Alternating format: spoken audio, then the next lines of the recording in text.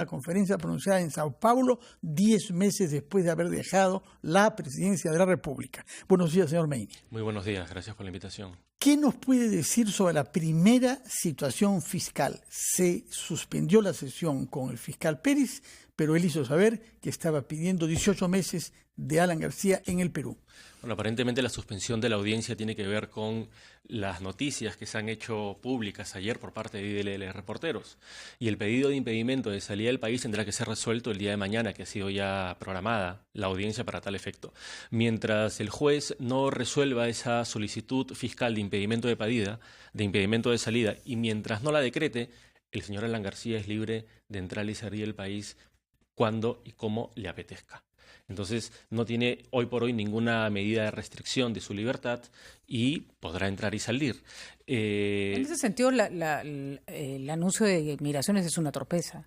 Digamos, es absolutamente... se presta a malas interpretaciones. Lo más sensato hubiese sido no difundirlo. Digamos, además, Alan García es una persona absolutamente pública. Digamos, si quiere salir del país, primero tiene el derecho a hacerlo, mientras no haya un juez que se lo impida. Y si lo hace, seguramente habrá prensa que dará cuenta de que está saliendo o movilizándose fuera del país. Yo creo que no era necesario hacerlo, y hasta que no haya una medida judicial que impida la salida del país de una persona, esa persona, llámese como se llame, tiene el derecho de entrar y salir cuando quiera. De acuerdo. Respecto a las coimas manifiestamente recibidas en el marco de la construcción de la línea 1 del metro, si usted fuera procurador en este caso, ¿a dónde es que enfocaría sus preguntas? A ver, yo creo que hay un argumento de contextualización que me parece importante tener presente, que es, si uno analiza la forma como Odebrecht ha sobornado a distintos gobiernos o autoridades en distintos países, por regla general, esos sobornos involucraban a funcionarios públicos de distinta jerarquía y en la inmensa mayoría llegaban a funcionarios públicos de primer nivel, es decir, regidores, alcaldes, presidentes de la República. Con lo cual, no sería raro, digamos, en términos de contextualización, que en el Perú haya sucedido lo mismo. De hecho, es la línea que se está siguiendo para diversos gobiernos. Digamos, no sería raro en el accionar de Odebrecht que eso hubiese también sido una forma de actuar en el gobierno aprista. Pero se necesitan pruebas para poder afirmarlo. Ahora, lo que ha difundido ayer IDL Reporteros, a mí me parece relevante. Primero porque es una información que no se conocía cuando el fiscal de la Nación investigó a Alan García por supuestamente haber recibido dinero a consecuencia de estas conferencias.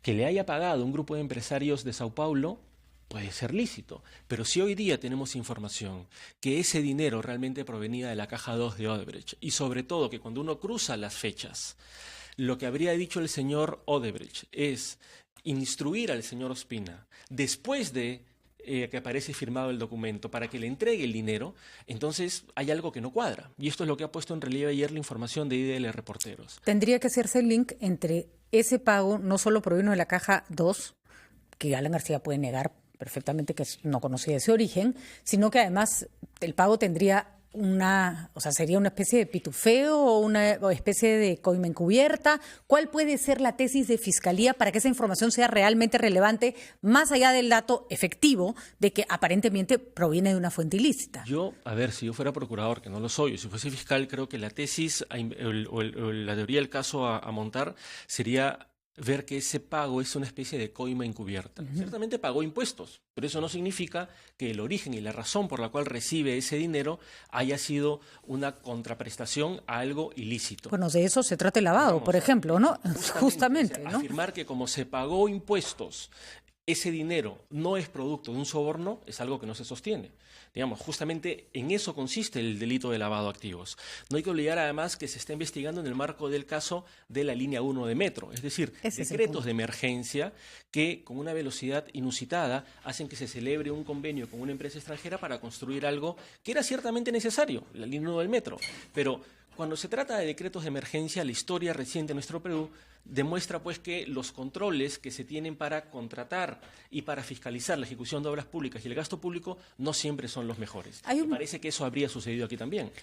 No podemos sacar ninguna conclusión, pero hay una serie de datos o indicios que justamente ameritan que el fiscal siga en su investigación y que amplíe la investigación, como ha ocurrido, a no solo que incluya a García en el caso de posible receptación de coimas y además en posible delito de lavado de activos. ¿Hay datos como para pedir esa ampliación? Yo creo que sí. Para investigar hay datos. Para condenar habrá que pasar a un proceso y tener pues las garantías propias de un proceso judicial público y contradictorio.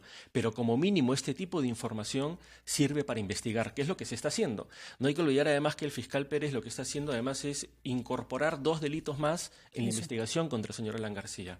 Colusión, delito de colusión y delito de lavado de activos. Esto ameritaría entonces algún tiempo prudencial adicional para que se pueda investigar y que luego, que es lo que debería pasar, pasemos a un proceso, si hay pruebas suficientes, y que en ese proceso se actúen las pruebas, haya testigos, hayan contrainterrogatorios y los jueces puedan determinar una responsabilidad si existe. Pregunta para la opinión pública, para aclarar algunos conceptos.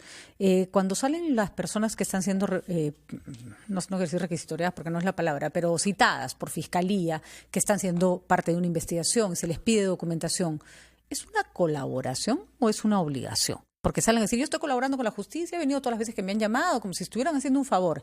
¿Podrían no hacerlo? No, en realidad toda persona, con independencia de su cargo público o no, está en la obligación de acudir al llamado de la justicia cuando es convocado. O sea, eso es como decir, estoy colaborando con pagar mi multa. Si uno llama, si uno es citado como testigo, está obligado a ir a declarar. Digamos, incluso cuando uno es investigado, tiene la obligación de ir a declarar. El no ir se va a interpretar como un peligro de obstaculización a la actividad probatoria.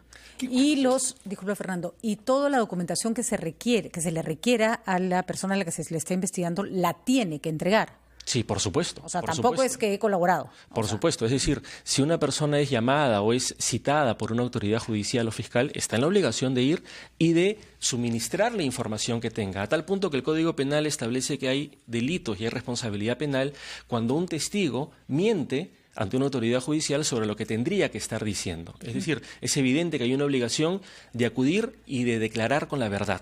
El único que no tiene derecho, disculpe usted, a incriminarse es el investigado, el procesado. ¿Qué sabemos sobre las otras personas que están implicadas en estos casos? Algunos imputados ya y algunos presos. Particularmente el caso del señor Curva, que ha reconocido y del que se dice que ha querido ser colaborador eficaz, y el caso del señor Atala, de quien sabemos que poseía una cuenta no declarada en Andorra. Es que justamente creo que estos datos tienen que ser leídos en ese escenario o en ese contexto inicial al cual me refería.